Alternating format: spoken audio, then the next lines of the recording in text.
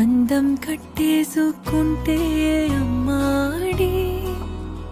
ఇంకా కల్లోనే ఉన్నా అమ్మాడి ఈ మాటే అంటూ ఉంటూ రోజు